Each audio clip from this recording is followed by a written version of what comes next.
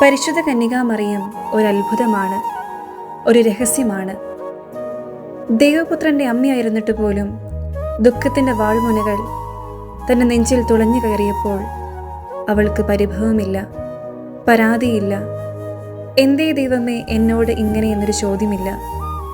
സന്തോഷത്തിലും ദുഃഖത്തിലും ഒരേ ഒരു പ്രാർത്ഥന മാത്രം: ഇതാ ഞാൻ കർത്താവിൻ്റെ ദാസി, അവിടുത്തെ ഹിതം എന്നിൽ നിറവേറട്ടെ. പരിശുദ്ധ അമ്മയെക്കുറിച്ച് വിശുദ്ധനായ ജോൺ പോൾ രണ്ടാമൻ പാപ്പ ഇപ്രകാരം പറയുന്നു: from Mary we learn to surrender to God's will in all things. പരിശുദ്ധ അമ്മയിൽ നിന്ന് എല്ലാറ്റിലും ദൈവഹിതത്തിന് കീഴ്വഴങ്ങാൻ നാം പഠിക്കുന്നു.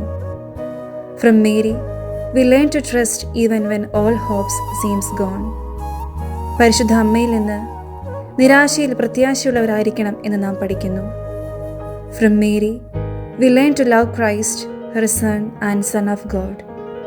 പരിശുദ്ധ അമ്മയിൽ നിന്ന് തൻ്റെ പുത്രനും ദൈവപുത്രനുമായ ക്രിസ്തുവിനെ സ്നേഹിക്കാൻ നാം പഠിക്കുന്നു.